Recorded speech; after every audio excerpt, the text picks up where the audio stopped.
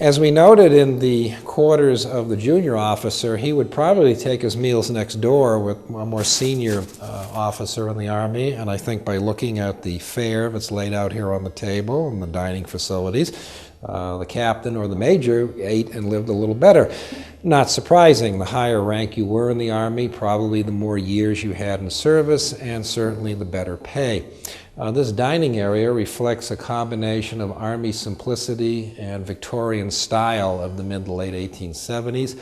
The dining ware has been documented to have been used here at the fort. It's called copper tea leaf, and it's very handsome, and it comes from our collection.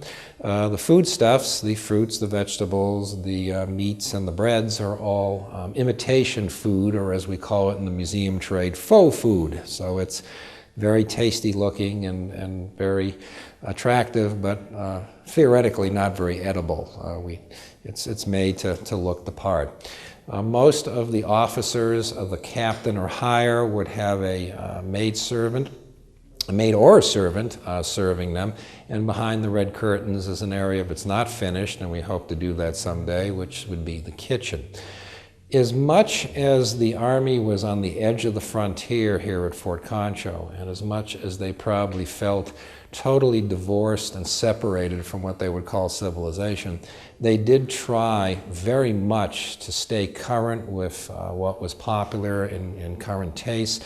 So this table probably is a good middle to upper middle class reflection of the way a meal would have been eaten back in that time period.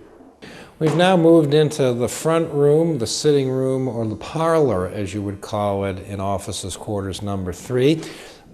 This was where the family in the evening after dinner would gather to spend their evening hours to entertain.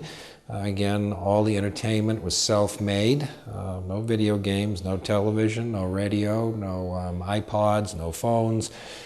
There were some technological marvels of the age here. On the table we have the stereoscopic slides, which were sort of the viewmasters of their days, where you would hold them up and slide the card and you got a 3D image of places you couldn't possibly hope to travel to overnight.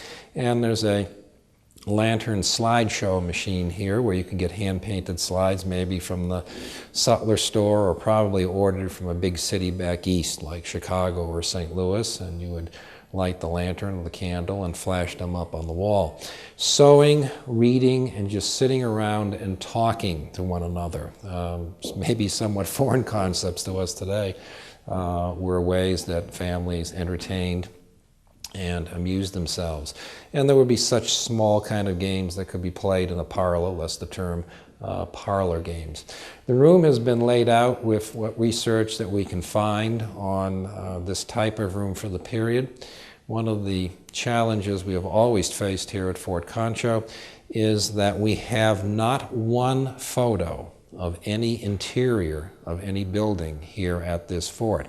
We know of and have access to hundreds, if not thousands, of photos at other forts, forts of a similar age and style, but we've not been blessed with any interior ones here.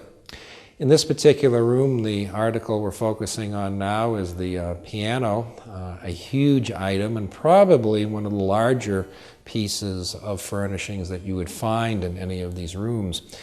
Think back to an age when the railroad had not arrived, and so anything that had to go from point A to point B had to go by wagon freight.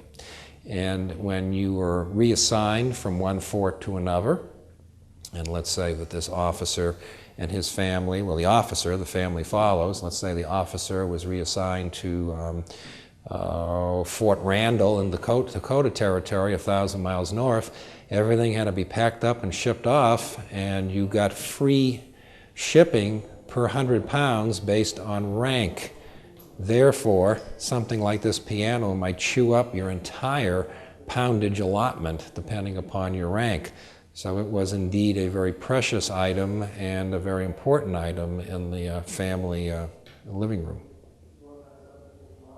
We're now in the Verizon Danner Museum of Telephone History here at Fort Concho, an exhibit and display that we have held in Community Trust for nearly 15 years.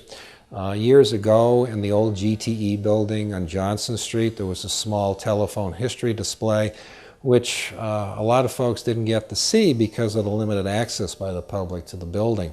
Back in the early 1990s, GTE, then our regional phone company, came to the fort and came up with a proposal to restore this officer's quarters on the inside to a more functional display facility and display many of the old phones and electronic equipment the company had for the public to enjoy.